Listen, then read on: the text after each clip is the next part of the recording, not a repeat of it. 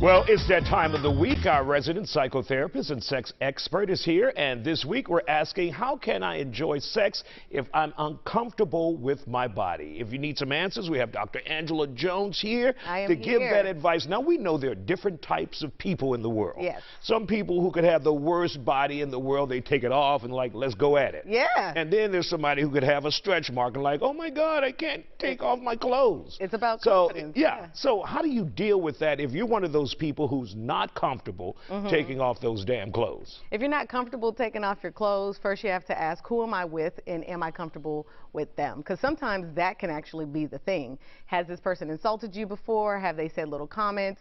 I want you to evaluate who you're with, because the next thing I'm going to ask you to do is to reveal yourself.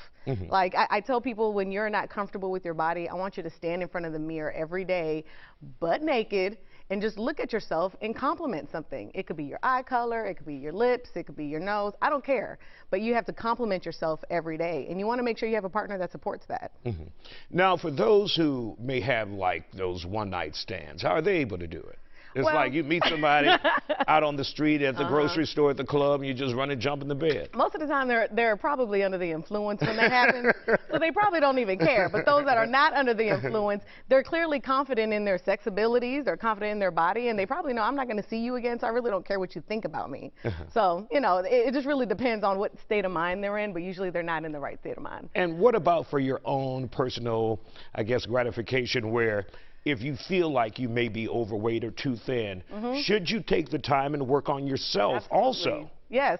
The thing, you know what you don't like about yourself, but there's some things you can't change. So like if you're dealing with stretch marks, there's not really much you can do about that. There's some creams you can use, but that takes time. But if it's something like a real damn man worried about those stretch marks. They like the tiger stripes. But you know, if you're like, man, my arms are too big, or I don't like the way my stomach sits, then you can try to work on it. But you also have to be realistic with yourself.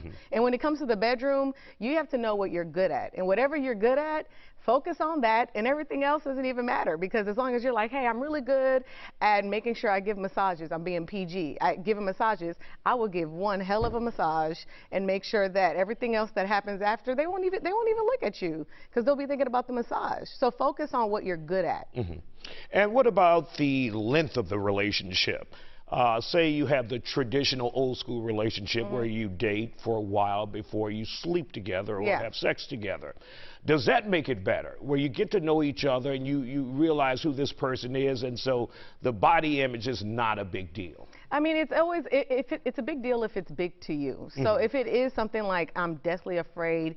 But I mean, knowing someone over a period of time, does that help though? Because you feel comfortable with that person despite not being completely satisfied with the way you look. Yeah, the length of time you're with somebody does help, because you're actually able to talk to them about the things that you're nervous about, or you may be uncomfortable about, and they'll be able to reassure you in that. So the longer you know somebody, the more you'll feel less, the less you'll feel judged.